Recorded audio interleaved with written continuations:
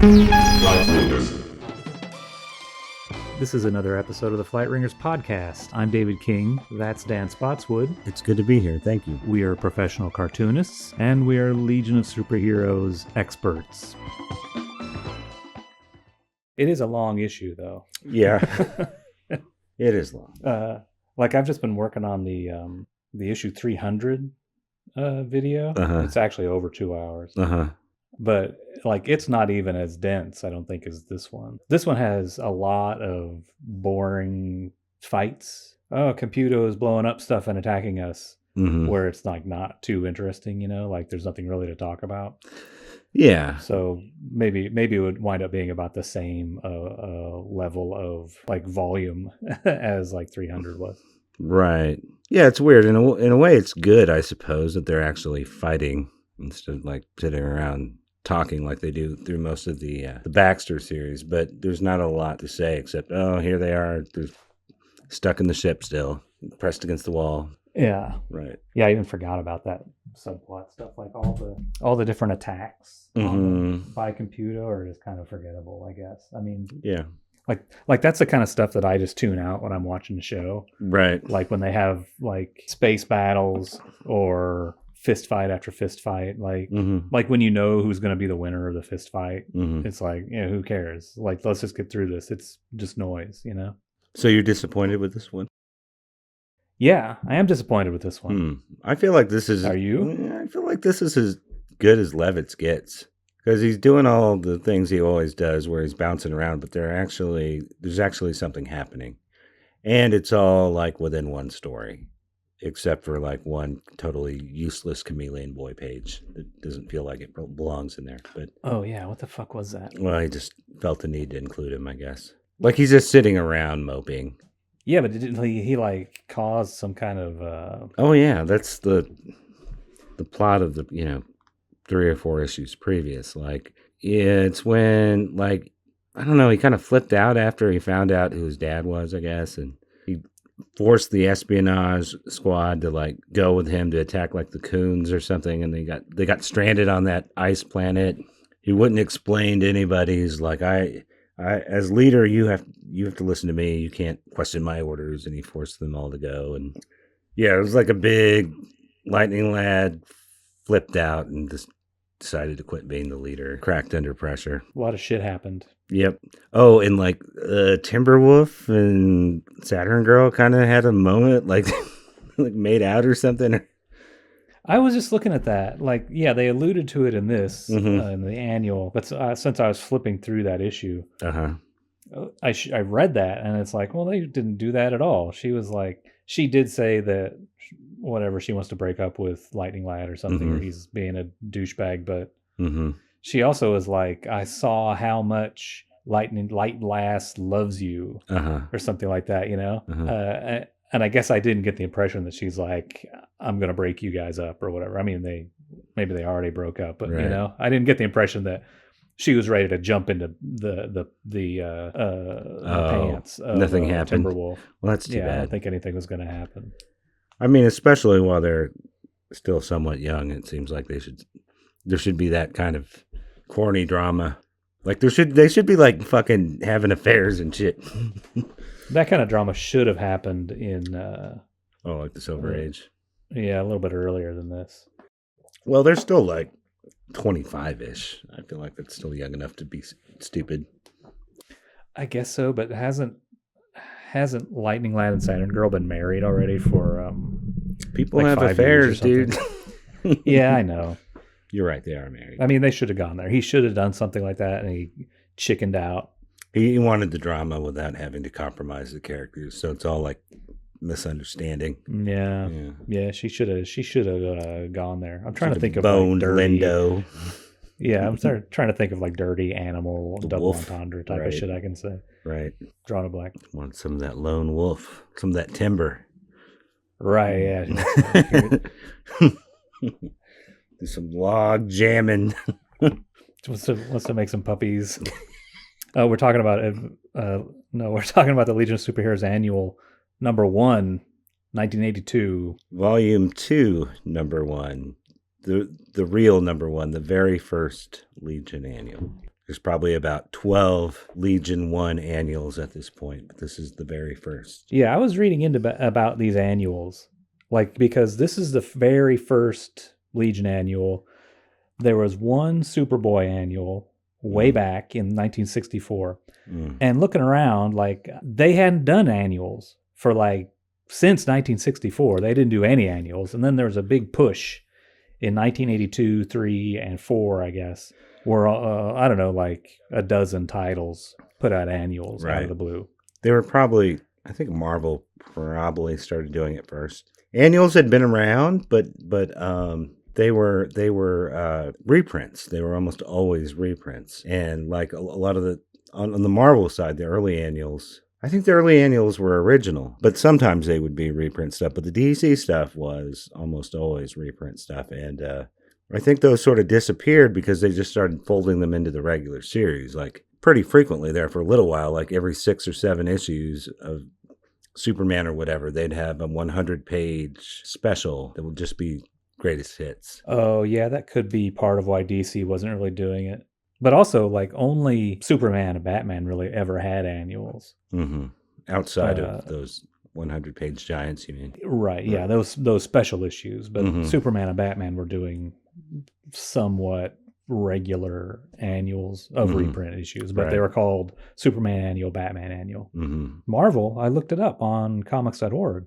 They were doing annuals all along. Right. Like you can do a little search thing where you show all the DC annuals, and then there's a little column that shows years of publication and how many issues. And it's kind of off because they put in like the Canadian version and the newsstand and direct versions there, so it kind of blows irritating. It up. But you can see how it goes from like 1964 to 1982. There's nothing in between. Right. But over when you do the same search for Marvel books, every year they're doing them pretty much, and a bunch of them. Yeah, and theirs were mostly original. A few of them, I don't remember. Like the first couple Silver Age ones were both Spider-Man and Fantastic Four, because I've recently read those whole runs with my kid, are original. And then they start doing something like where there's like a short original story in front, and then it's like reprints and back. That's the way to do it. Yeah. So you have to buy the whole fucking thing. Pay a whole quarter for it. Yeah. Yeah. You know those fucking kids got a quarter. You know they got it. I fucking used to love annuals. By the time I was like paying close attention to comics, though, they were starting to get shitty. Like this is a unusually high quality annual, in my opinion. But most of them from this period were high quality. They had like the actual team involved on it, the regular writer and so on. By the time you get to like the late 80s and early 90s, they're trying out new talent on those. The regular writer usually isn't involved, and they got increasingly wrapped up with those like Atlantis Attacks or Armageddon 2001, or like they must have had a reason for doing it that way. I guess you can sell more of them if people want to buy the whole story, right? But it's almost as if like there's one like editorial office who's in charge of the annual this summer, and yeah, they write out the plot for each series or something. Yeah, but I think they killed it. I mean, somewhere around 2000, they kind of disappeared. Like both Marvel and DC occasionally bring them back, but they're not around every year. I think even up to now, it's kind of on and off. Yeah, I think New 52 had some annuals. Like I know there was another Legion annual like way down the line that Giffen drew. Right. But yeah, I mean, but on these ones, they started out pretty strong. Like there were the Batman one from this summer was Trevor Von Eden. The Superman one was I'm drawing a blank now. It wasn't the Alan Moore Superman one, and it wasn't, maybe it was Superwoman, but it was like they had a good artist. It was like Jerry Ordway or Eduardo Barreto or somebody drawing it. Like there were actual special issues, you know. I don't even think they really do double-sized issues anymore. Well, if they do, they're fucking expensive. Right. $12 or something. Well, like we've been buying those reprint, like those Golden Age reprint books. Oh, yeah. And those are like $7 for the full-size issue that has 56 pages in it or whatever. But then they also did like Action Comics 1000, and that was probably, $12, wasn't it? Yeah, I think it was. It was. You ready? You ready to do this shit? Yeah, we already started. Oh, we did? Yeah, we talked about the annuals for a whole long time. Oh, I didn't. I thought that was us fucking off again. No, that's part of the. That's how we start the show. Oh, all right. That's right. Too bad you said all that racist shit. Well, yeah. Okay, we've started then. Yep. We've started. We're doing Legion of Superheroes Annual number 1. $1. 1982. This is a lot of comic book for $1. Hell yeah. So this came out on May 13th of 1982. It was right before they started the Great Darkness Saga. Yeah, this even has little hints of Great Darkness Saga in it, right? Levitz and Giffen. They'd, let's see, this is like Levitz's 6th issue, I think, consecutive, not counting, his earlier stuff, and Giffen's 5th. And I feel like this is sort of... it's almost like an issue 0 or something. Like it almost seems like it might be a good introductory issue to this era. They're sort of reestablishing the status quo here. Like that's largely the function of this issue, I think. Like they're showing us the new headquarters, and we get I think it's the first time we see the symbols all lined up, like kind of a roll call at the beginning. Oh, the monitor, the monitor board symbols. And we start seeing a lot of things that will become staples of this run, I think, start here. I think this might be the first time we see kind of the Blok Timberwolf odd couple. I think this is the first D&D issue. Siobhan, who's shown up before, like in Earth War, but she's been gone for years. This is like her reintroduction as basically a regular in the book. So it just feels like they're setting this is like the new, like they were just warming up this first 5 or 6 issues, and this is like the beginning. Yeah. And I mean, probably partly it's done this way to, like, as a push for the annuals to like this summer, everybody's doing an annual at DC. So they figure they're going to get some new readers. So they have this. Yeah.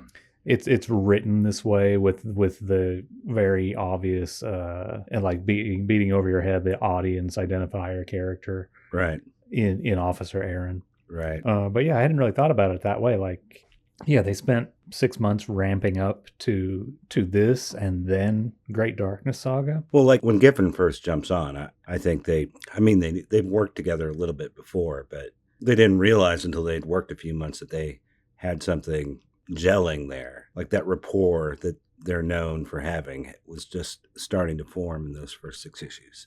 And it all kind of comes together here, like... Yeah. In some of that, somewhere in the coverage of Paul Levitz talking about Keith Giffen after he died, he said something about how, people always talk about Great Darkness Saga as their big thing, those two on Legion. Mm-hmm.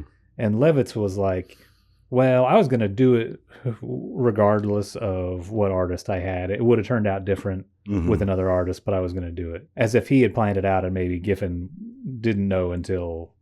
2 months before it started that was what this story. I mean, that seems plausible because I think Levitz wrote that like that JLA annual crisis that had Darkseid in it that I think happened before this. Yeah, like he seemed to be itching to try to bring Darkseid into the DC universe. Mm-hmm. And what a great favor he did for all of us to have Darkseid as the big villain in every comic. Until he gets a hold of the Infinity Gauntlet and snaps his fingers and makes Robert Downey Jr. disappear. Yeah. Mm-hmm. And then Deadpool shows up. Mm-hmm. That's right. I grabbed my copy of this. Oh, yeah. This thing. They reprinted in this, reprint the cover art. This is that UK, it's the issues that lead up to Great Darkness Saga, the first few Levitz issues that we were just talking about. Mm-hmm. Looks pretty good in this, I guess. But it looks better as a comic book, whatever. So is it painted or something? What is different about the cover? Looks painted. You think the colorist did that? Or I think maybe the whole batch of annuals had painted covers. Because I was trying to find out information about them just tonight, looking around, online. Mm-hmm. Found out basically nothing about why they had a big push in 1982 with annuals. Mm-hmm. But something I saw said that, it was on comics.org. I was looking at the other ones from that summer, and they're talking about the cover art credits. And I think it was the Superman one. They attributed the painting to Todd Klein. Like he must have revealed on his blog that like somebody came in and asked for a volunteer to paint the Superman cover, and he said yeah, and then that was his only cover art credit he's ever had, I guess, or on DC or something. Right. But did they credit him? I'm not sure they credited him in the book. Right. He got credit on the website on comics.org. But yeah, they probably just had somebody in the production department do the color. Seems like a real pain in the ass to not get your name on. Yeah. Colors get the shit end of the stick quite often. Yeah. And this is pretty well done. I kind of like it. I do too. I mean, the yellow background, I don't know, leaves a little bit to be desired, but the like the contouring and the highlights and the painted type of shit looks good on the characters. Yeah. Oh, really interesting poses. I wonder if he lifted Saturn Girl from somewhere, but just has a familiar look to it and it doesn't look totally like him to me. Yeah, I agree. Yeah, I can't put my finger on who it might look like, but it might just be some pinup drawing or something. Right. Totally. And this character in the middle doesn't really look the same as she does inside the book. She's got clothes on, right? Well, yeah. Looks like a boy. I mean, maybe I shouldn't say that. Non-binary. Yeah, back in these days, boys looked like boys and girls looked like girls. Yeah. Except on the cover of this comic book. It was ambiguous sometimes. But it's kind of a striking cover. I've never seen this character before who's attacking the Legionnaires. I think I like her better than an Invisible Kid because, of course, they end up using her a lot more later, 5 years later.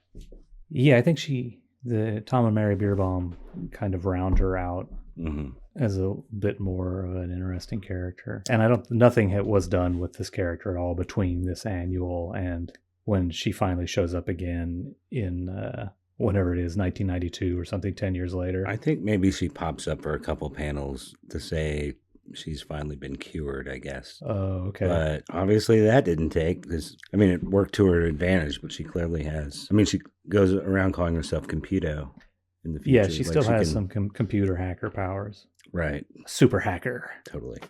All right, on to page 1.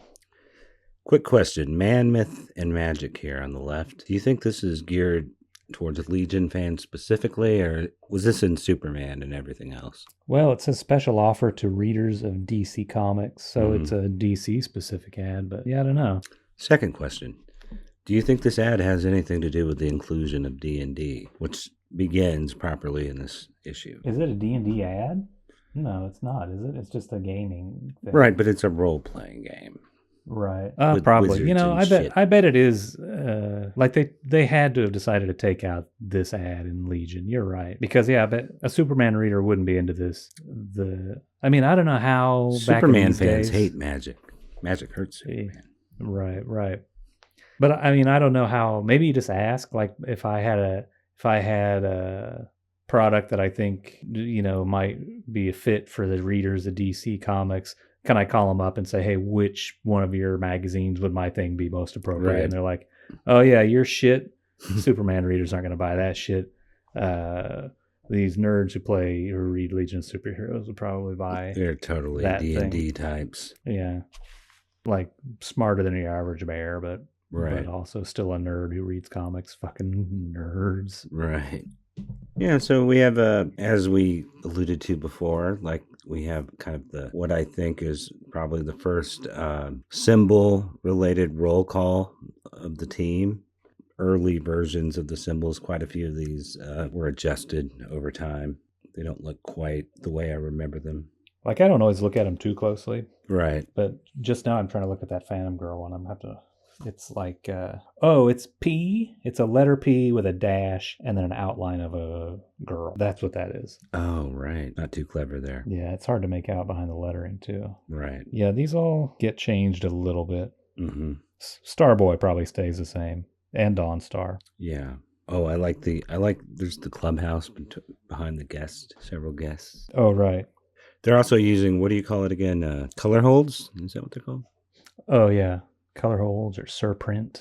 They're trying that quite a bit in this issue. With some of it works, a lot of it is not quite. They haven't quite perfected it yet. Yeah, I'm looking at the reprint in this book, and maybe it's better there. Surprisingly, it looks No, I spoke too soon.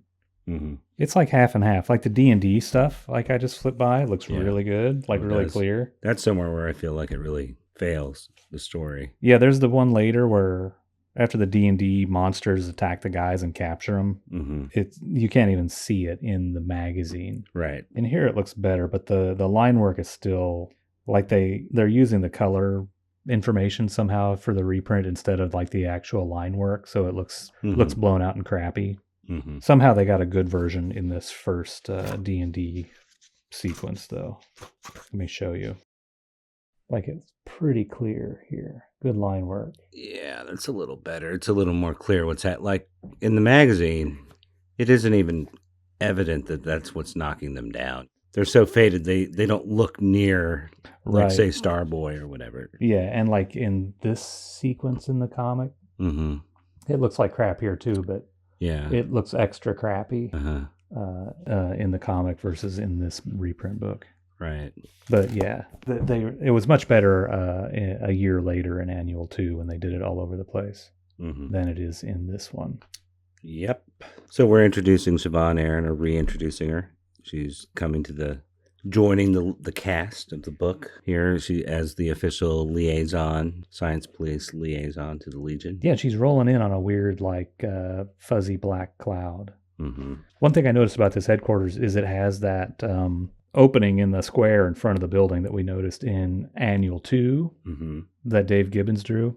This must show up on the map, like it gives us a view of the basement. The centerfold in this issue has a big map of the headquarters. But I don't remember really seeing that before.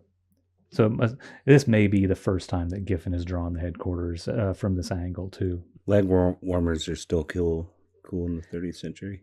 I was going to mention that. Yeah, her little... They're not quite... They're pouchy booties, right? Yeah, they're not even tight like leg warmers are. Right. Yeah, anyway. Yeah, she's on the job. And she walks up to the front door. There is no front door and gets attacked. Brainiac 5. Like, why do they put him in charge of this kind of stuff? Like, also, if he's so smart, why does he fuck up so much? Yeah, I started thinking the last couple of days when I was rereading this and thinking about his long list of colossal fuck ups.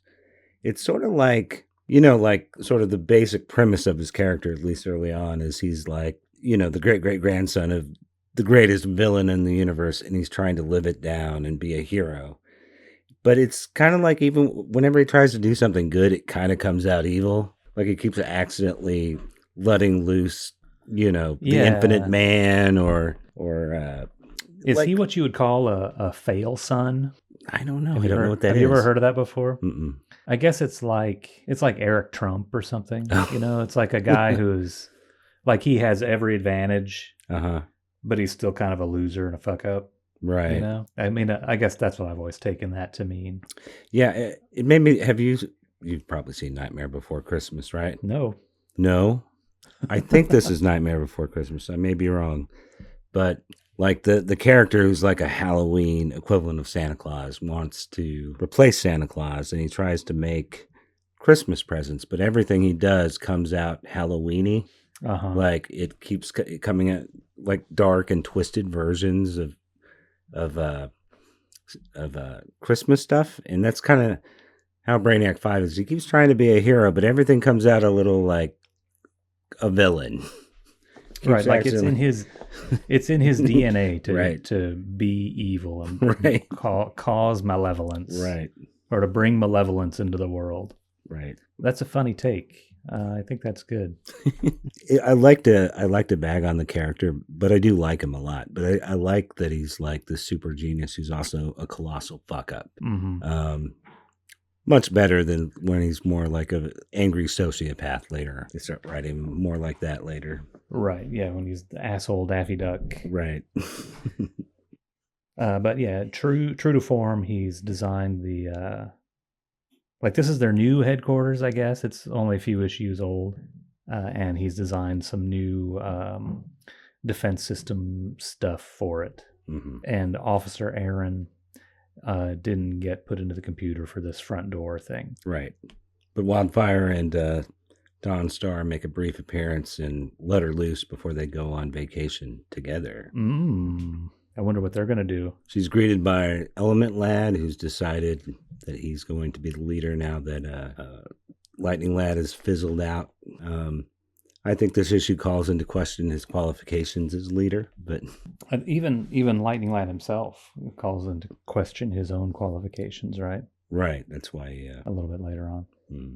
And a lot of this issue is like a device to show off the new headquarters and the new team, the new costumes, the new holograms. I think, don't they make a mention somewhere around here? They've just gone paperless. Yeah, something like that. Yeah, we're working entirely on holographics. So just 1,000 more years, guys, and we'll finally be done with this paper. No more junk mail, finally. Remember how we saw Breck Bannon getting junk mail in jail on his iPad? Oh, yeah. Yeah, anyway, she gets showed around by Lightning Lad. Or Element Lad. The Jim Shooter prophecy is sort of added to here briefly because we knew there was going to be a statue of Reflecto, and during the Roy Thomas run, Reflecto sort of appeared. Yeah, but he wasn't. Why would they? It's dumb. I think that's dumb. Right. He was in 2 issues, and it turned out he wasn't even a unique person. He was Ultra Boy in Superboy's mind, or vice versa. Yeah.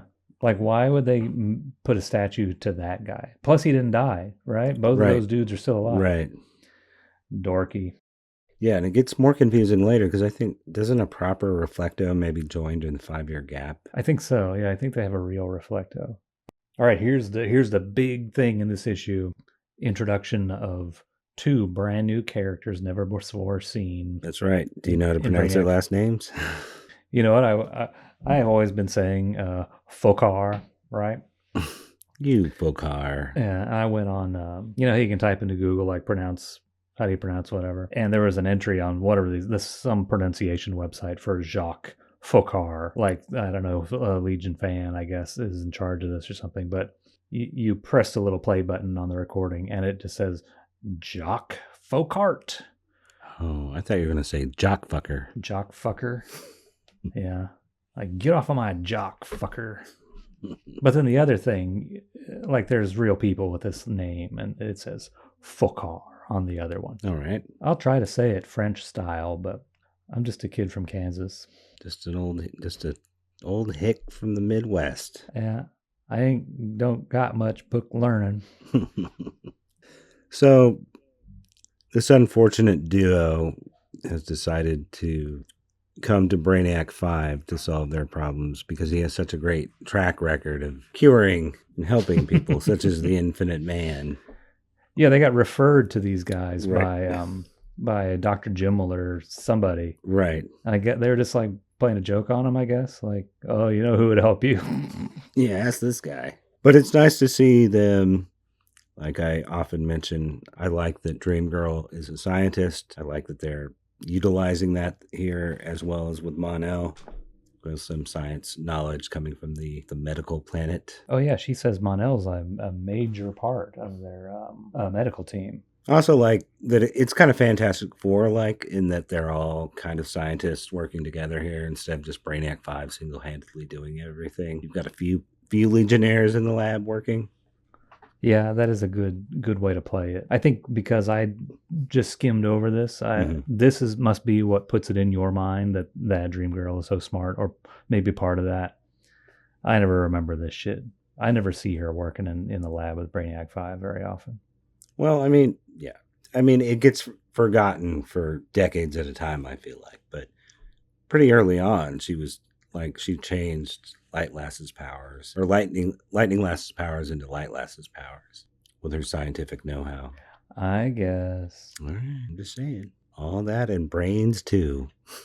But it doesn't take long for Brainiac 5 to fuck this up. Right.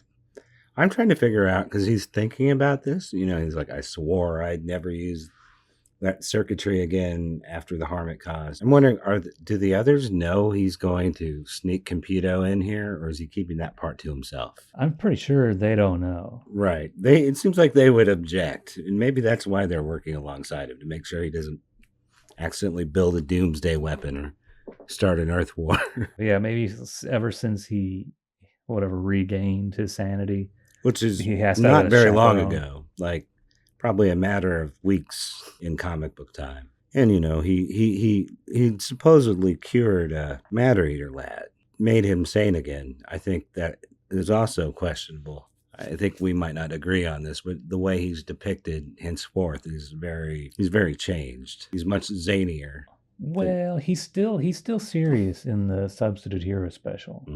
Okay. But we don't see what he's like, right? Like, he got cured between this issue and the monthly, which came out right before this, right? He got cured off camera somewhere with surgery. That's a little weird. Right. He's trying out this new surgery machine. AI surgery. But it worked on, supposedly worked on Matter Eater Lad. We only have their word to go on because we haven't seen anything about it.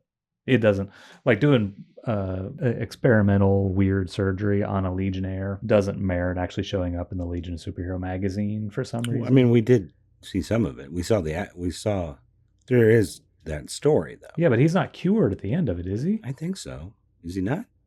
I feel like I just read about it or maybe he just that story takes tonight him to go get the surgery. Yeah, like there's some kind of supervillain attack or something, and then at the last panel of the story or the last page or whatever, Brainiac 5 is asking the doctor if it's okay if we take him back to headquarters, and he's unconscious. But yeah, as far as I understood it, not actually reading the comic, but just skimming it, I don't think he was cured at the end of it. I think that happened off panel. Right. I thought it was kind of funny on this page where Monel's kind of acting like an asshole. Because Jacques Foccart is like, I didn't think you Legionnaires could do stuff like this. And Monel's like, you only ever heard of us as fighters. Mm-hmm. Well, surprise. Right. Like, I don't know, it just seems came off kind of condescending, you know? Throughout the issue, I feel like there really is sort of an incredulous amount of faith in Brainiac 5, especially since he'd so recently had such colossal fuck-ups. But we'll get back to that later. Yeah, we got a new creative team. It's all going to be cleared up now. Right. Restored to his childhood glory. At least till the next time he's put on trial.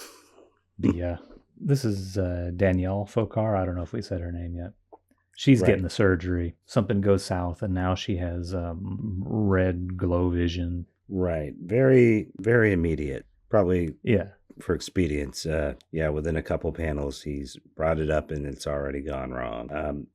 Very Superman 3, before Superman 3. Have you seen Superman 3? With Richard Pryor? Of that, I've probably seen that more than the other ones. Okay. This character, this Danielle character in this issue, is very reminiscent of the villain at the end. The living machine takes over a lady, one of the bad guys, and like tech jumps on her, and then she opens her eyes and they're blood red. She can control the tech. That's what she reminds me of here. So that's where they stole that idea from. Superman 3 guys did. I think when I was reading this, I was trying to think of where Paul Levitz stole this idea from. Like, was it in another movie? Like, was there some, like, I don't know, like Tron? It's not Tron. No, not Tron, but it's almost impossible to believe that they hadn't, at this point, had computers possess people in sci-fi.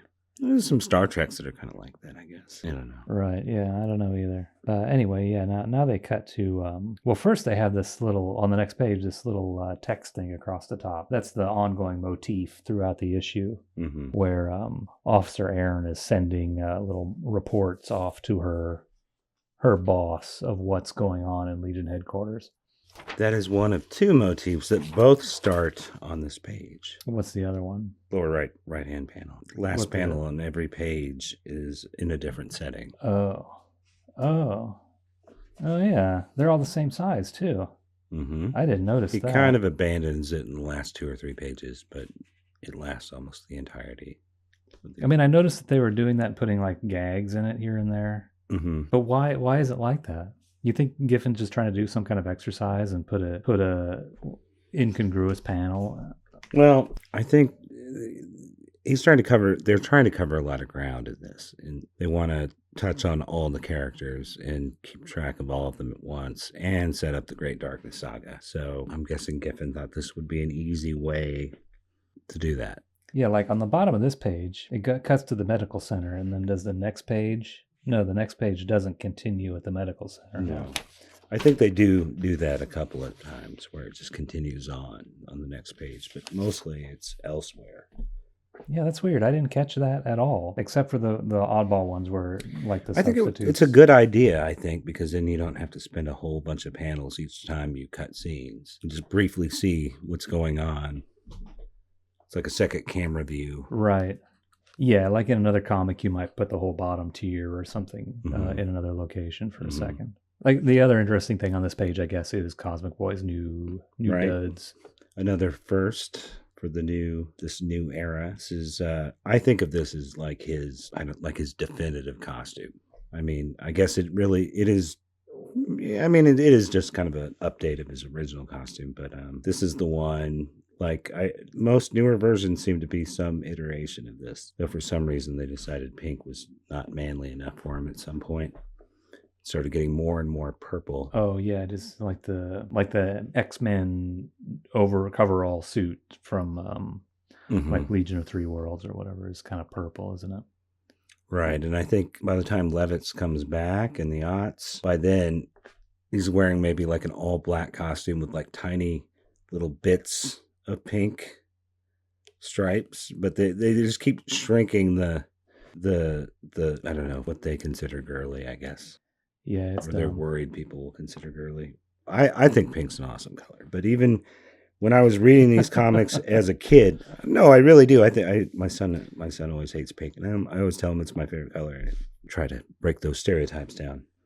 But even in the with the black, especially with the white, looks a little silly to me. But when they switch it to black, I think it looks really good. And even when I was a kid who hated pink, I never thought he looked girly or whatever. I thought it looked good. I think this is a good costume. I like the way it looked, like on the covers of the Cosmic Boy miniseries. Oh like yeah, Lytle. Those are so Lytle good. really nailed it. Yeah, really good. The metal is a good touch. Like maybe he's kind of using it to levitate himself. Maybe. What metal?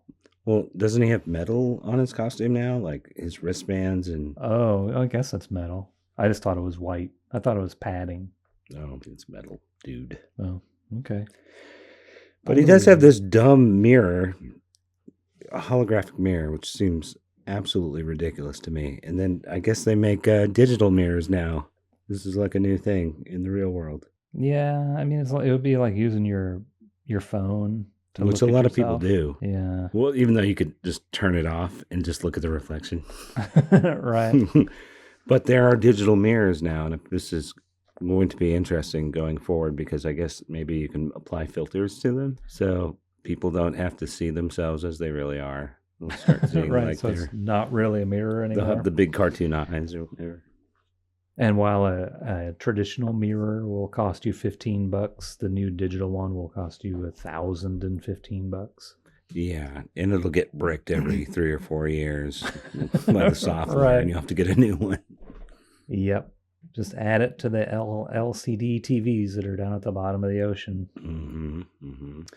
Another odd thing here is he mentions that like Light Lass was bored or something, and she made the costume for him. She sewed it for him. Yeah, while Timberwolf is lost in space. Mm-hmm. Yeah, she was bored. I'm going to guess they just still call it sewing, even though they don't sew anymore. Like, oh right, like she puts it into some kind of generator. Yeah, it's some sort of digital loom. Materializes. Prints it. Like, what do they make fabric out of? This is a very boring conversation now. Like, what do they make fabric out of in the 30th century? Because now we have cotton, and then we have plastic fabric, polyester. Right? Yeah.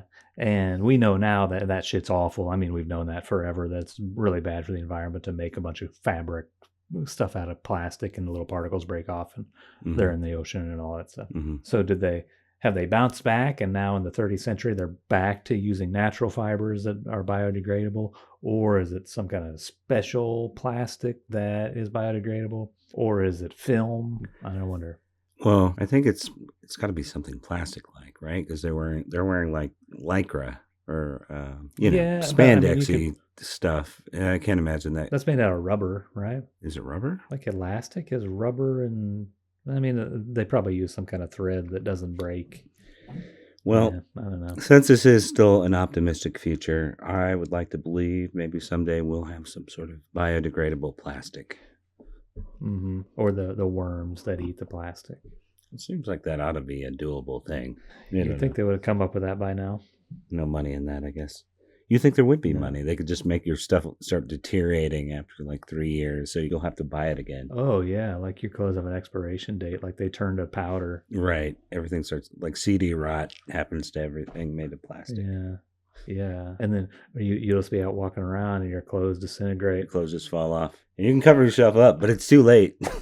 Everybody's already seen everything. Right. So no sooner does he get his new duds on, do they get torn up by him being covered in metal. Computo is somehow replicating his powers, it looks like. It's being masked. Yeah, he's getting fucked up. And he can't repel it, and he's somehow worried that if he uses his attraction powers, he might crush himself. I'm not sure how his attraction powers would help him to begin with, but... So moving along. Yeah, let's get on to page 7. Let's get through this fucker. 7 down, whatever that minus 41 is to go. Beats me. So now we're in the bedroom of or the apartment of Lightning Lad and Saturn Girl. Right. And they're getting attacked too. Right. We're basically going to spend much of the issue just bouncing around to all the characters, seeing them get fucked up by Computo.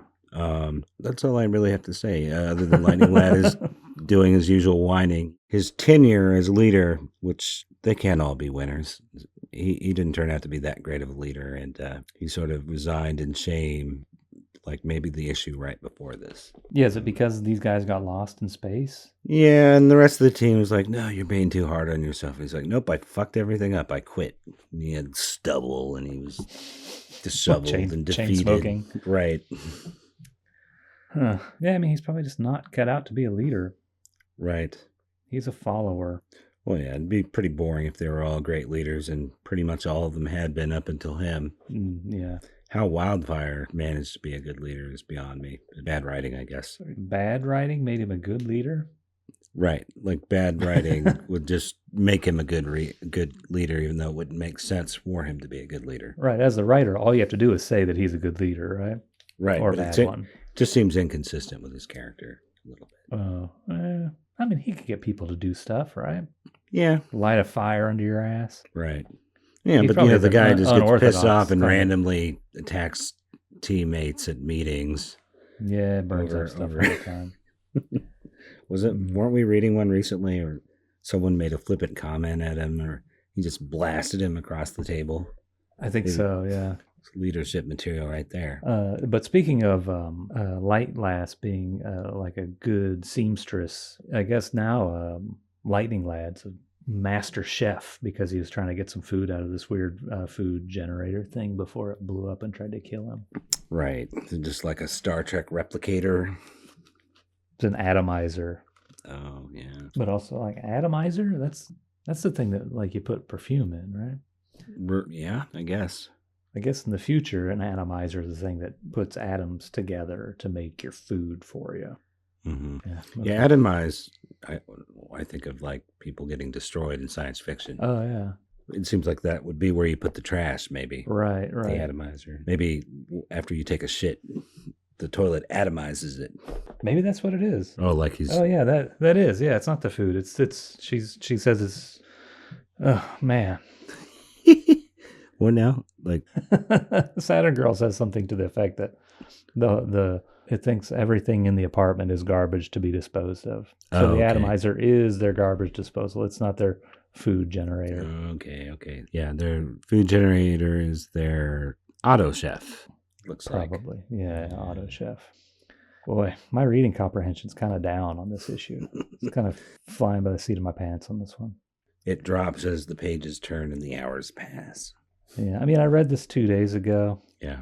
I even put down some notes, but there's no notes about this stuff. It's like we're reenacting Flowers for Algernon. We're just getting dumber as the pages progress because we're getting more tired. Yeah. You know the book and how it starts getting simpler. Have you read that?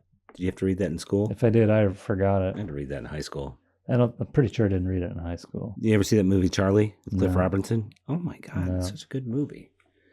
This guy, he's dumb. He's mentally disabled. They do some sort of procedure on him or give him some kind of treatment, and he starts getting more intelligent until he ends up becoming kind of a super genius.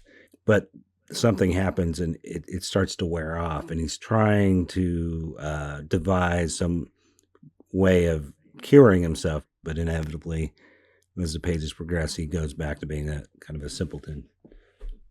But there's a movie of it with Cliff Robinson that's really good. Watch, it's called Charlie.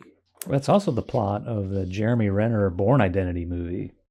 On to the next page. On to the next page, another first, another new, what do you call it, a trope? A new addition to the myths, the magics. The mythos.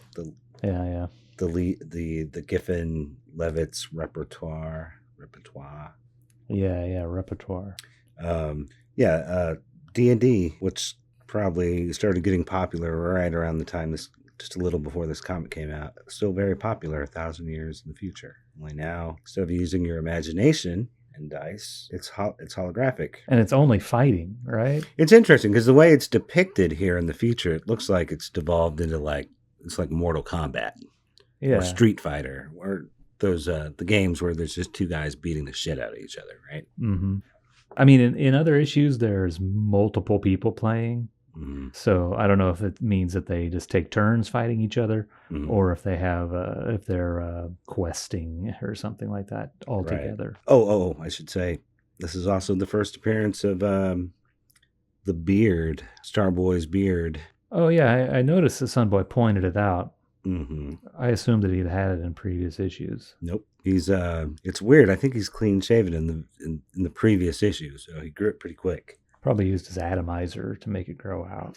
Yeah, it looks like Levitz and Giffen, maybe Patterson and Broderick as well. He changes dramatically from issue to issue in those first 5 or 6. Like they were trying to figure out how they wanted to draw him. Like for a while, he has kind of a receding hairline and kind of a mullet. Starboy? Mm-hmm. Huh. I mean, traditionally he has like a flat top or right. high and tight or whatever, with maybe a widow's peak, I guess. Right. I could see how they would evolve that maybe into a receding hairline or something. Yeah, I mean, it's not that describing that way might be overstated, but it looks like he hasn't cut it for a while. The last couple times I saw him, the hair is a little bit longer, and it looks like he's getting a little bit of a mullet. Anyway, it looks like they finally settled on something, and this is the look that will stick with that character for quite a while. Sunboy hasn't had his perm yet, though. This art looks very un-Giffen to me, but it looks awesome. It must be Bruce Patterson's influence. I think so, yeah. It looks a lot closer to Pat Broderick in this issue. You know, you suggested that the other week because I was saying some of the early Giffen looks like Broderick, and I thought, well, that can't be right because he looked like this in Green Lantern as well, and I checked, and Patterson inked that as well. Oh, he frequently works with Broderick, so maybe that's the X Factor. Probably so. X Factor. Anyway, so Computo has somehow brought the Dungeons and Dragons characters to life, and they start beating the shit out of the Legionnaires. They're using color holds to depict them here, so it's at least in print, they're not quite as three-dimensional as they were probably intended to be. So at first glance, to me, it isn't immediately evident that these figures are knocking Sunboy and Starboy down in my copy.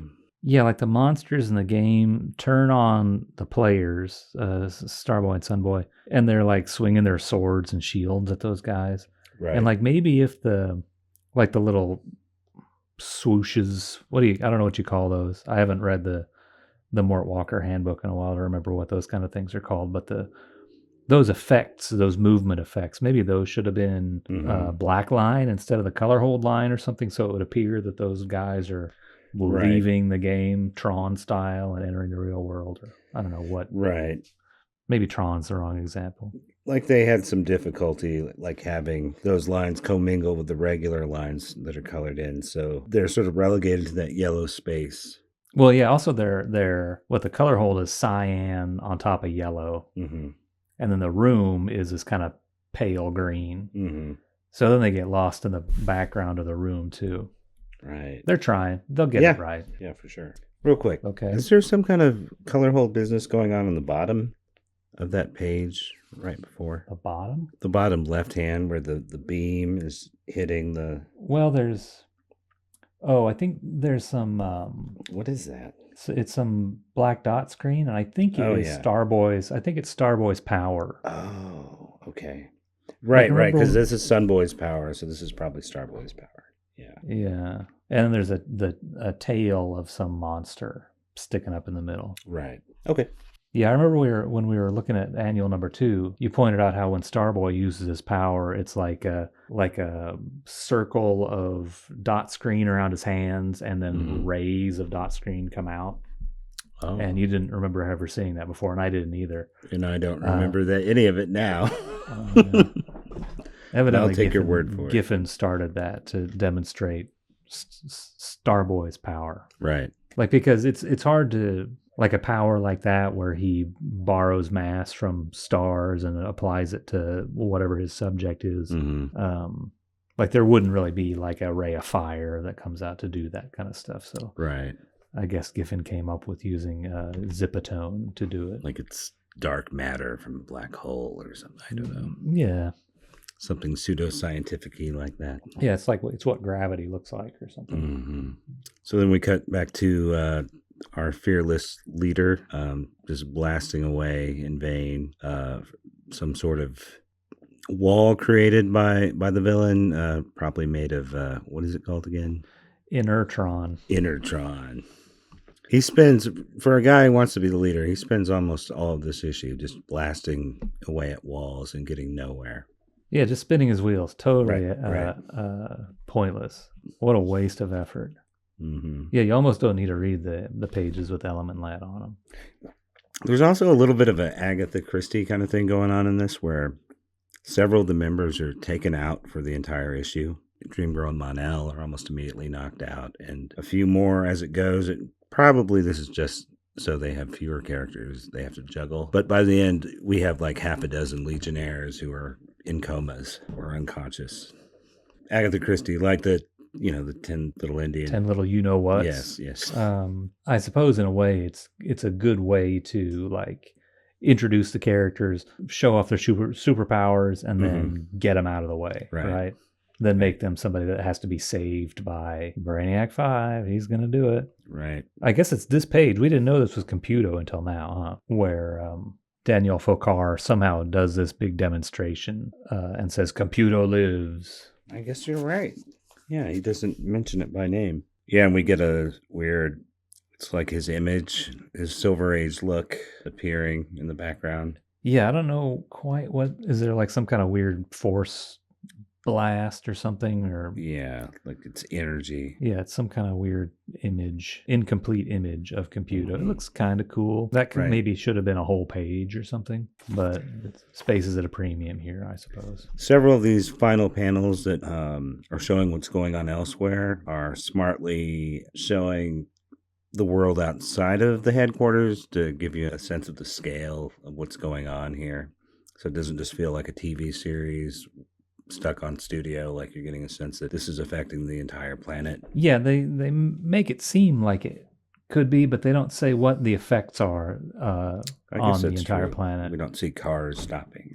But we see people evacuating, right? Well, yeah, but as far as we can tell, it's totally isolated to Legion headquarters. But then they're talking about evacuating the city. Later, they're talking about evacuating the whole planet because of this. Right. Like I think they kind of insinuate that it's because there's dangerous shit inside of Legion headquarters. But if it's that dangerous, why? Well, I think it might be referring back to Computo's first appearance, because he starts attacking the city, and there are crowds of people running for their lives all over in that issue. So yeah, I think they need to do a better job of cluing us into that possibility. Yes, because I don't have. I mean, I do now, but when I got this, I didn't have Adventure Comics 340 and 41 to refer to.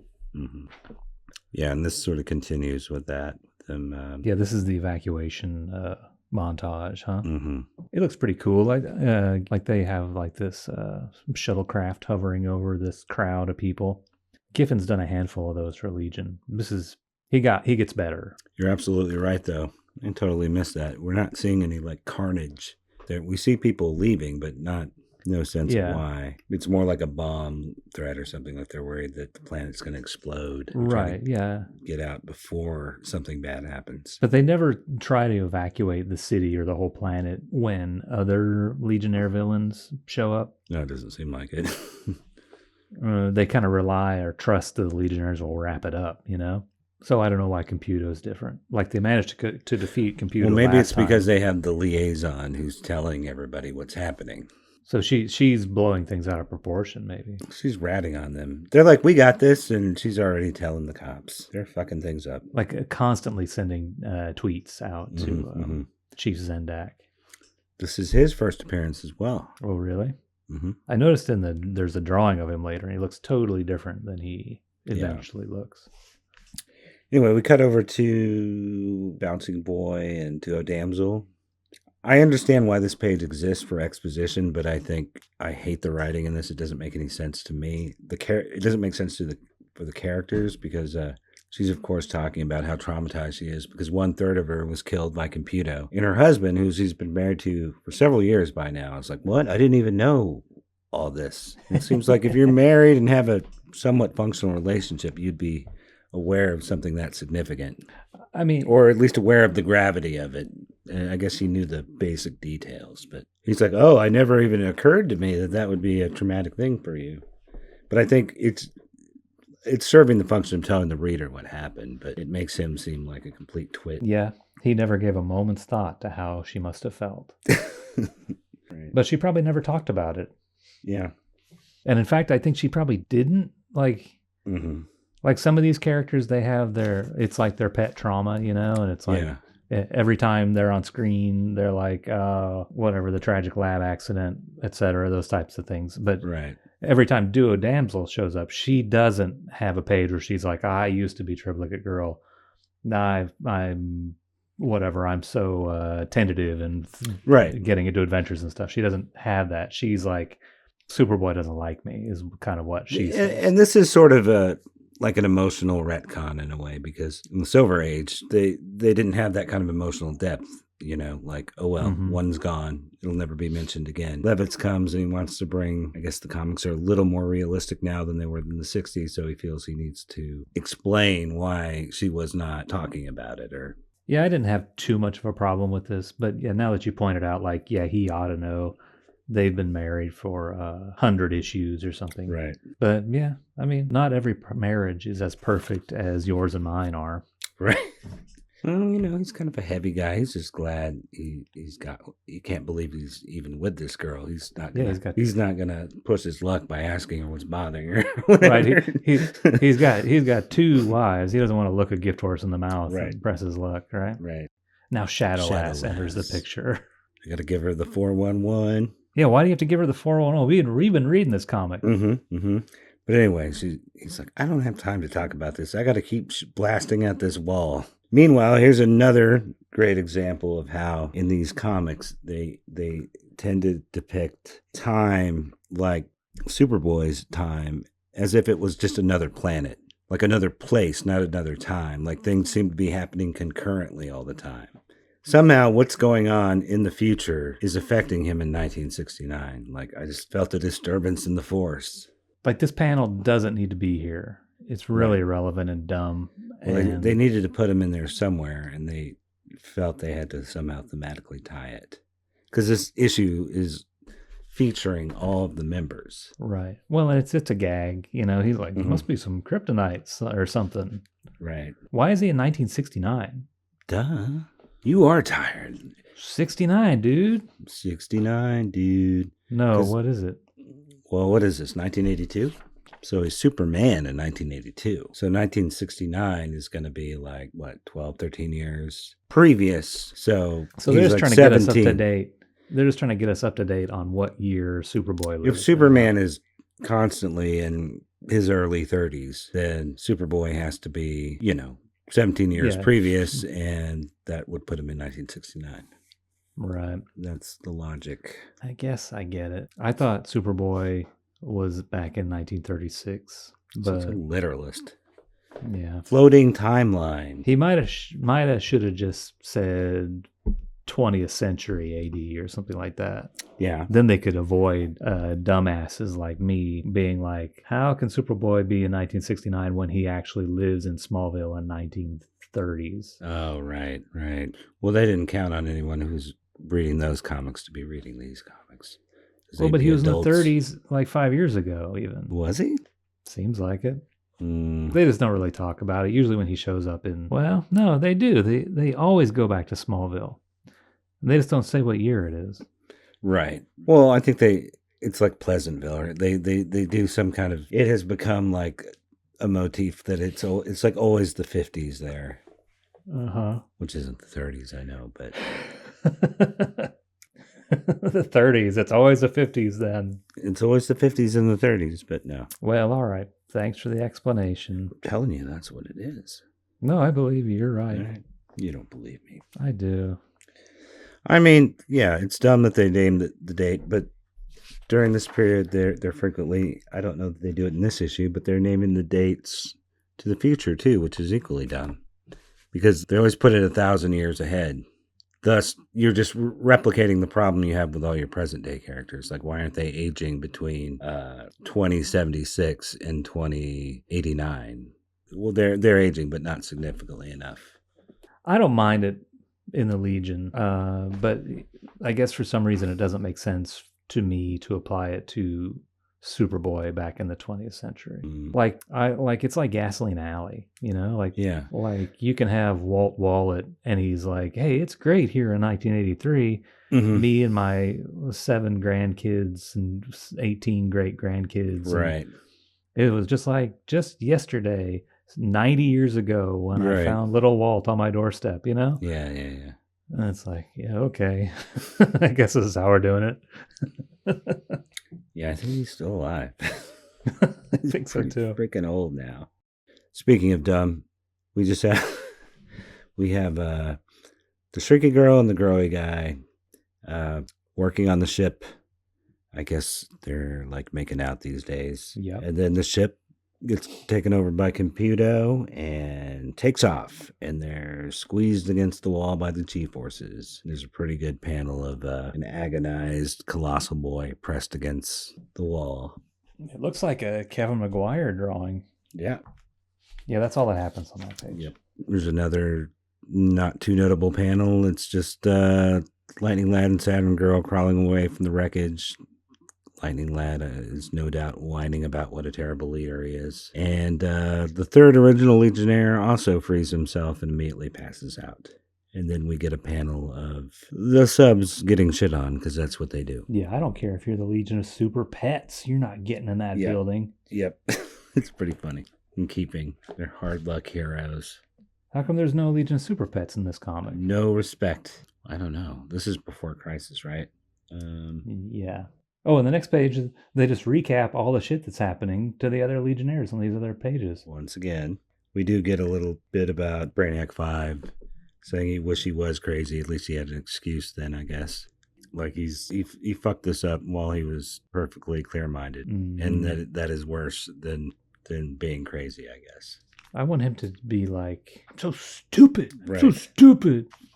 Yeah, I feel like there should be one of the characters, like Wildfire or probably Wildfire should be constantly like, for the smartest guy in the universe, you sure are a dumbass. You make a lot of stupid mistakes. Such a bright guy.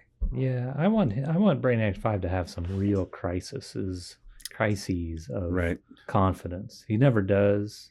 He's usually confident, overconfident, right, to a fault. Definitely. But I think when he cracks, like when he goes insane, he's even more confident and more arrogant. Mm-hmm. Like maybe he should have some insanity that actually shows off his insecurity. Like when people really have mental problems and they feel inferior, maybe he should have that kind of problem once in a while. Right. But also that might be really whiny. Yeah, like the writer would be able to pull it off. It would just be like cloying, like you would want to just tear that page out of the book or something. I imagine a lot of fans dislike these issues, like where he makes lots of mistakes because it doesn't make sense, and they prefer the way they've revised his character over time. But I think it's what saves the character from being boring, like a boring MacGuffin guy who can like solve any problem. I like that he is such a colossal fuck up. In this one, he cops to it. Yeah. I guess in a way that maybe he doesn't really in other instances. Like he's going to quit at the end of this issue. Right. And they stupidly don't allow him to quit. Yeah, that's the other part that's very hard to believe. Them just going along with him at all. I mean, obviously, he's got to stay on the team somehow. But yeah, considering how badly he's just made the same colossal mistake twice. The exact same thing. Like maybe it'll work this time. It'll be different this time. And somewhere in between those two, you know, there was the Earth War business and the Infinite Man business and probably a couple others that I'm missing. Yeah. Yeah, he just hasn't grown up too good. You would think he'd be on probation or something, like one more supervillain and you're out. Yeah, instead of being on probation, they let him design all the death traps right on their headquarters. They almost kill their police liaison who's trying to get in. Yeah. But they're just used to it. They're like, they've been in this dysfunctional relationship so long, they don't even see it anymore. They're like, that's just Brainy. Right. Yeah. Just Brainy being Brainy. Yeah. When we get to the map later, we see that he's also storing their cells in the basement, I think. Just in case he needs to like clone some sort of amalgamated Legion monster. So the Computo's trying to suffocate him, turning off like a life support in the headquarters too, right? Mm-hmm. Looks like he turned off the AC. Yeah, sweating balls. And then Danielle, like, looks like her face. What's going on? Like there's pustules or boils. When did they start showing up? They're not on this page yet. Yeah, eventually she starts to get really bad acne. Yeah, like here on page 18. Mm-hmm. Yeah, like Computo is like overclocking her body or something. Okay, so then we cut to Timberwolf and Blok. This is the start of another ongoing part of the Giffen Levitz. So these guys weren't buddies before this? No, I mean they kind of were, but them as sort of Abbott and Laurel and Hardy or whatever, this comedy team, the odd couple that they become. I think this is where it becomes a regular feature, starts becoming a regular part of the book, where they kind of become comic relief, which is probably the most effective use of these two characters, at least during this period. Well, I mean, Timberwolf could be a very effective character, and he had been in the past. Yeah. They do need, I think they need funny characters here and there. Right. And why not these guys? And though I don't really like I prefer the way he was in the 70s to the Gil Gerard version. It is kind of fun seeing this super badass guy being taken down a peg and becoming like the loser who's always hanging out with the dumb rock guy. It feels very like something out of like Giffen JLA. Yeah, they're the Blue Beetle and Beaster. Right. The Blue Boodle and Beaster Gold. Right. I wonder if we're still supposed to be suspicious of Blok. I don't think so. Since he was an assassin. Like that would maybe make Timberwolf a bigger loser, is that he's hanging out with the guy that nobody else wants to talk to because they suspect him of being an assassin. But Timberwolf, this is the only person he can really get along with. Timberwolf was the one that did not like him. Like everyone else accepted him, and he did not trust him. Oh. That's even a better angle then, except that he's forgotten about it. No, it's a good issue. We'll have to cover it. Like he's very suspicious of him, and then he gets kind of funny. He gets stuck in some kind of animal trap. I think like a bear trap is on his leg in a spaceship or something. And then Blok shows up, and he thinks he's about to finish him off, but he frees the Timberwolf, and they become. That's where their bond begins. Bonded. Yeah. Wow. Wow. This is how friendships begin. Right. It's like a fairy tale. Yeah. Yeah, so he's attempted to dive into their floating swimming pool, and he smashed right through it. Which is pretty funny. Oh, Blok did. And then they get attacked by gym equipment. Then we have a quick funny panel where Dawnstar and Wildfire get called back from vacation. Just can't take a break. Where do they go for vacation? I don't like know. what? Like obviously Wildfire. That's their kid in Kingdom Come. Is it really? No. No. I think that's a Jerry Ordway character, right? Yeah, but it's not like Wildfire can swim, or I suppose he could go skiing. Maybe he's got a fake body. Yeah. It just doesn't seem like he can have fun in his current condition, you know. And also, Dawnstar's got those big wings. Yeah, she'd have to be on top. Of what? The ball of energy? Yeah. Getting balled by energy. Maybe he leaves the suit and jumps into like a vibrator or something. I don't know. Uh-huh. I don't know. Yeah, they probably could have like a real doll. I mean, if he's somehow giving himself substance within that costume, he's solid. Couldn't he have like a dick? Yeah. That's just what I was thinking. Like, he doesn't have to be this Ken doll thing, you know? Right. He asked Brainiac 5 if he can attach like an extra finger to the groin area to the costume or something. What? Extra finger? Well, like a glove, like a condom-like shape to the suit. Uh-huh. That's why he has the underpants on. Right. Over the costume. He could just go get a regular old strap-on. Yeah. Does he feel things? He seems like he gets knocked around. I don't think he can feel. He can feel hurt emotionally, and that's all. Oh. I don't know how he does that, though, either, but How sad. he's just a ball of energy and emotions. Yes. Pure energy. Think about it. Okay, so then we cut back to the Science Police headquarters, which the president of the Earth, for some reason, is hanging out at. And this is explaining, I guess, why the Green Lanterns never come to their rescue. It's kind of teasing us, right? Right. This Green Lantern shows up and is like, hey, he looks like a Durling, looks like Chameleon Boy. And he's like, hey, we're sending out your friendly neighborhood Green Lantern. And she's like, no, you remember the policy says no. We're not falling for that shit again. It says you can go look up why. You said you were coming to rebuild, but you just blew everything up, hung out for 20 years and left. Oh, shit. Is that what the Green Lanterns of the future are? Right. Just, but Lori, the editor, says that they're going to publish a story in a future issue that explains why the Legionnaires or why the Green Lanterns are not allowed on planet Earth. Mm-hmm. Kind of. I don't remember the details, but I think it was pretty underwhelming, whatever the... But I do vaguely remember a Green Lantern on the cover. It always felt like a fill-in issue. Like, I don't think the Legion's in it.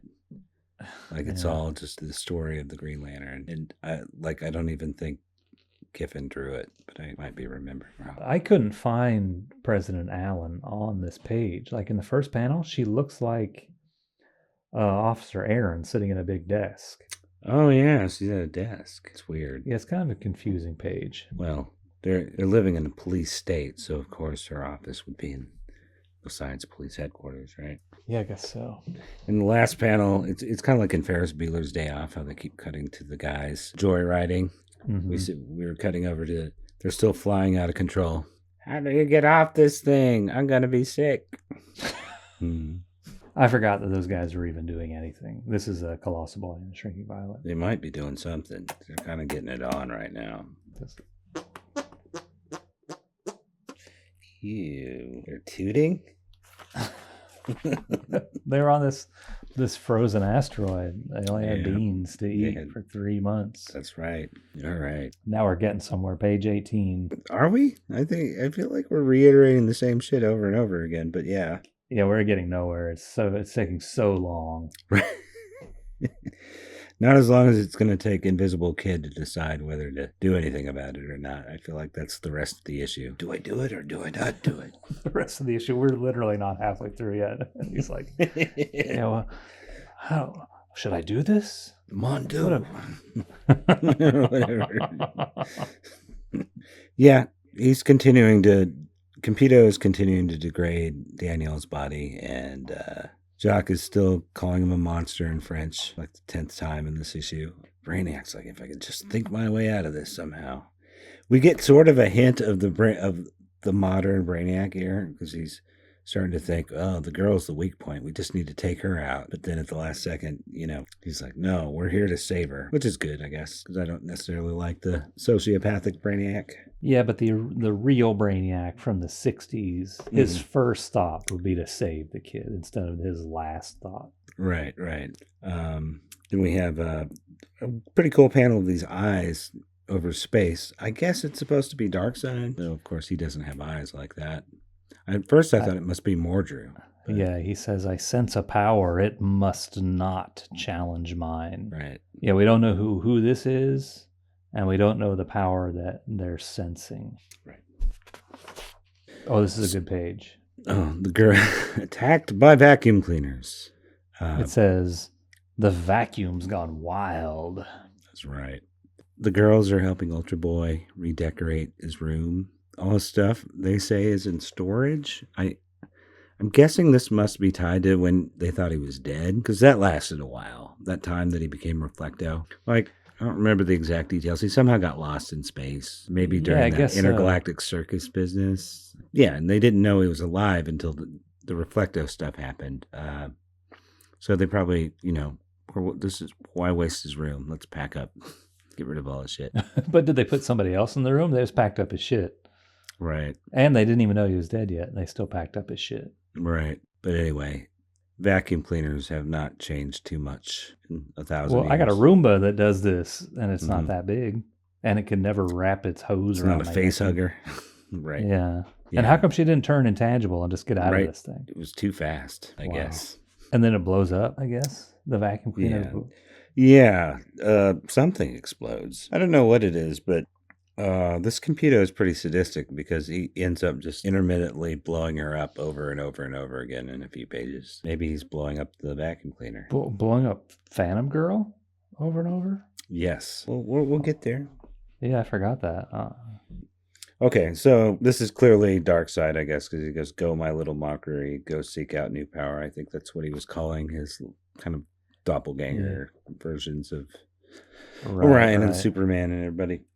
Okay, we go to the most pointless page in the whole book. We check up on Chameleon Boy, who's feeling sorry for himself, even though he was the cause of all the trouble the Legionnaires had been having the last 3 or 4 issues before. He almost started a war with the Coons. Next page. No, I like this. I like this down shot of Central Park. Yeah, like it's got it's. I don't like the coloring of it really, because it's all like it has a palette of like 3 different colors. I think it looks kind of cool. I think it might have looked more convincing if they had colored it a little bit with a little bit more variety. Mm-hmm. But yeah, Giffen tends to do these kind of straight down shots sometimes, and they don't always work. I think this one looks kind of cool. Like it has the technological shit on the perimeter, and then right in the middle is the organic Central Park. But I guess it must have like a shiny dome over top of it. Well, it being map-like is kind of in keeping with this issue, and that he seems to be showcasing this is our version of the 30th century, our version of the Legion. We're showing you what everything looks like. In fact, it's the very next page that we see the layout of the headquarters. I don't mind that Chameleon Boy, that we drop in on him and see what he's doing, but I just don't think we need to waste a page doing it. I feel like that could have been one of these last panel pages. Yeah, but if the Chameleon Boy was reduced to the one panel, the rest of the page would have been, guess what? Incroyable. Oh, right. My sister. Yes. Brainiac 5. How do you stop this? Think. I just need to think. Yeah. I just need to think. So, I don't know. It's a little bit of a change of pace, I guess. Fair enough. And there is, no. I was going to say maybe those ships passing above him could allude to an emergency he's missing, but I guess ships are just flying around anyway. Oh, they do say SP on them for science page. Oh, okay. He's too busy whining to even notice there's an emergency going on. All right, so we get a layout. Blueprints. It's not super readable on my copy, but I like that they've sort of integrated it into the narrative. Yeah, it's like kind the of science funny way police to do are it. looking at it. I didn't read this. Did you read all this text and stuff here? Not everything, no. Just telling you where all they stash all their Is shit. anything worth talking about on it? Well, yeah, I think there's something about Brainiac, like, stashing cells of all the Legionnaires, like in the basement or something that was kind of weird.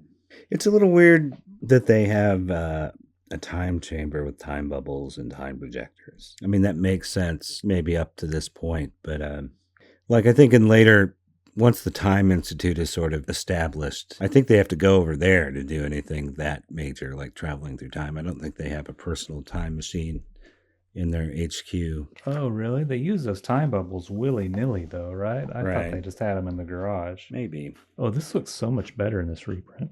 Oh, yeah. Much clearer. Did he put, like, any Easter eggs in here? Is there, like, a giant penny or anything in it? I thought I saw a dick. Oh, there's a Slave One right here. Yeah, I saw that too. That's not what they call it anymore. Oh, really? They don't? No. They call it the enslaved person one.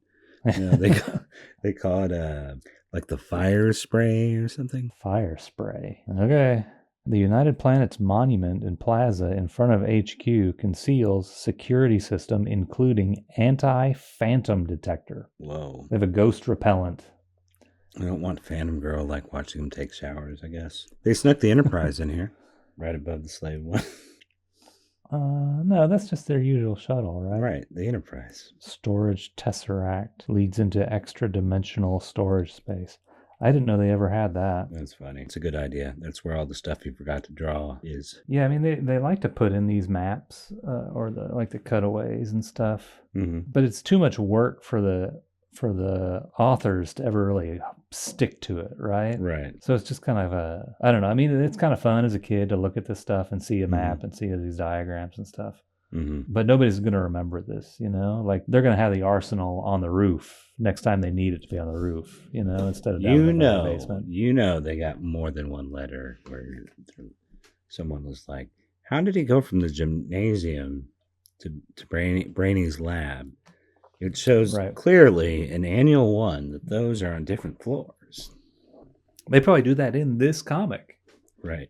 Like Blok and Timberwolf. How'd you get to the lab so fast, you guys? Yeah. I mean, for example, I'm just taking your word for it that those places are not near each other. You know what I think would have been awesome, but a pain in the ass, is if he would have, like, instead of doing this as a diagram, do it as a cutaway and then show, like, in the gym, a tiny little Timberwolf and Blok getting choked out and, you know, Invisible Kid being indecisive in the lab. And yeah, he could have gone full on building stories, Chris Ware, with this. Yeah, thing. That would have been fun. Bunch of little stick figures. Yep.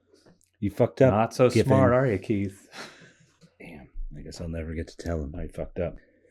You know, something else this does, which I do, or I have done in comics I've made before, that play with direction, where you have to turn the page, is it starts with the dialogue being the way it traditionally is, like on the top, if you're reading it, but then the dialogue turns and it forces you to turn the whole book. And then by the end, the dialogue is running that same direction. Dialogue's an easy way of forcing people to reorient, I guess. If you want them to physically turn the page for some other reason than just to be a prick, I guess. If you need them to turn the page to view the thing, you can use the dialogue to direct them. Right. That's the Chris Ware stuff that Giffen got on this page. Instead of turning the blueprint into a comic, he made us rotate the comic 90 degrees by moving the caption boxes. Ripped off Chris Ware. He predicted Chris Ware. Maybe Chris Ware ripped him off. Whoa. Yeah, we should start scouring those fucking Chris Ware books to find the Keith Giffen swipes. Yeah, do a Comics Journal article about it. This guy, he's not original at all. He's just a fucking Legion of Superheroes artist. This Chris Ware, nobody. Citizen of the future, more like Legion. Right. Yeah. More like criminal of the future. All right, we're going to quit now? Do you want to? Well, if we quit now, we will do the rest of this next Thursday. Yeah, that's what I mean. Yeah, that's no big deal. We should just do that. Okay, that's a good idea. All right. Yeah, I could get like 2 or 3 more pages of notes between now and next Thursday. Jesus fuck. Oh, Jesus. I'm looking to see if I forgot anything. I don't think I did. There's so little. Yeah. I remembered this as a really good annual, really good comic. Mm-hmm. Like from the last time I read it. But Yeah. this time reading it, it's a drag. It's not that great. Like, I like that there's all this new stuff that's happening in it, but it's just boring to read because it's so monotonous. Like, so much, my apartment's attacking me over and over again, you know? So much of Fokar, like, what do I do? What do I do? Well, yeah, My there's sister, all that stuff over and over again. there's too. I don't mind all the everybody getting attacked by vacuum cleaners and stuff. It's mainly like some of the characters, mainly like what's going on with Brainiac 5 and Computo and Invisible Kid. It like has to stay in a holding pattern while they're showing what else is happening. So they keep coming back and doing another page of them just sitting there like going, what are we gonna do? Yeah, and it also kind of was like I don't know, trying my patience going through this where, you're on page 30 and whatever hero is just now getting attacked by their apartment, Right. It's like you didn't hear the explosions and hear the Enterprise crash to the roof and on and on and on. Right. You're still watching TV and you're surprised when it attacks you or whatever, Yeah, and it's almost like they could have just done one sequence with that and made that the last panel on every page. Right. And then yeah, use the other stuff for something else. Yeah, it's so monotonous. Like they could have put more story in here and still introduce all the characters. And then we're not even to it yet. So like a teenage lightning lad shows up. I'm like, what the fuck? Yeah. It's like you have enough going on as it is, and you bring this guy in, and they don't do anything with it at all. Right. Except like we see one after panel where he's like, oh, I've been fighting a vacuum cleaner this whole time. Or something like that. But like clearly it's meant to like he had in his mind this is going to be about his self-doubt or something he's going to get over. But he never really finds room to like do that story. Mm-hmm. We just see him show up and then we see the after effect. Yeah, it was like it wasn't presented to us. Like you can, like it's one thing to have like blow our minds by, the appearance of this old fashioned version of Lightning Lad, but he seems like a bad guy. Like, what the hell? This is crazy. Right. And then undermine it with like, oh, it's just a hologram. Mm-hmm. But it wasn't even presented to us in a way that blew our minds. It was just like, oh, here's another guy standing over here. Fight him, It just seems so perfunctory and boring. There's a little bit of an explanation, like on the next page, Computo saying he's doing it to drive him crazy, exploit his self-doubt.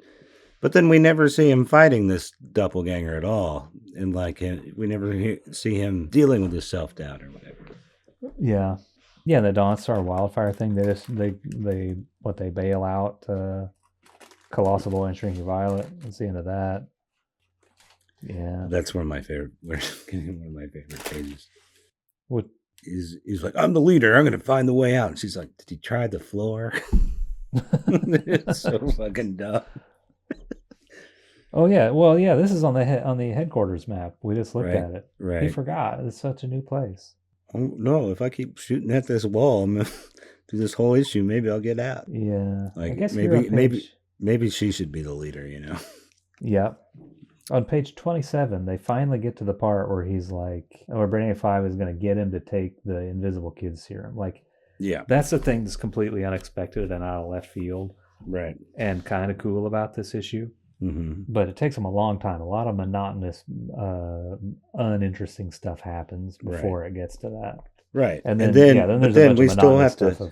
Right. But we still have all these pages to go with these other characters. So he's got to spend a bunch of pages like, should I do it or not? It's not fair. Yeah, is there no other way? Yeah, they try to put some stakes on it where like Brainiac 5 is like, oh, you'll get invisibility powers and you'll be awesome, but it might kill you too. Mm-hmm. Choose wisely. Mm-hmm. But like, come on, it's not going to do anything bad. Yeah. See, this is how we should have done the whole issue. It's going much faster now.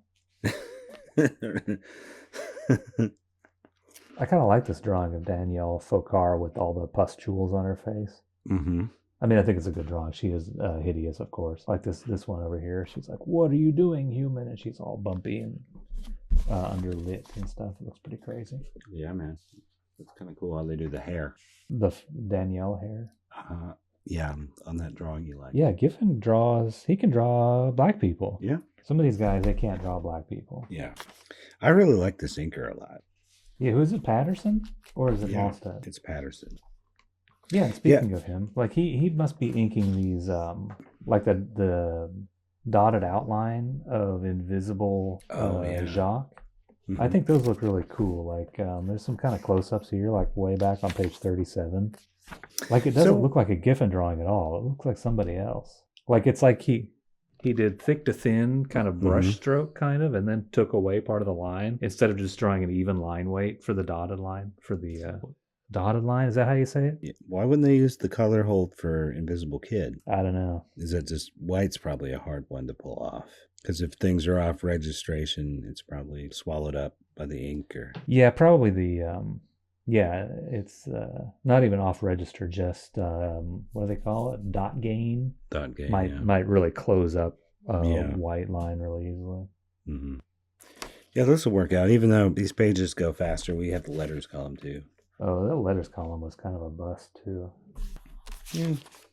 Well, someone calls them out for the weird "are they kids or adults" business. Did you have something you were going to say? Some more you were going to say about Bruce Patterson?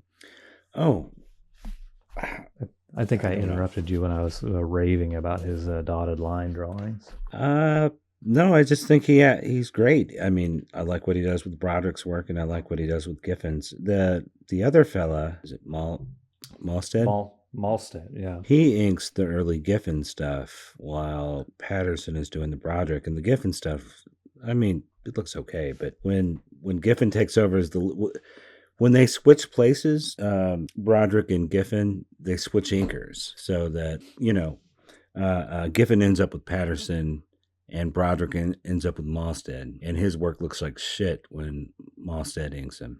Oh, really? Yeah. I thought Malstead was like in general pretty good. But well, I think he maybe compliments Giffen better than Broderick.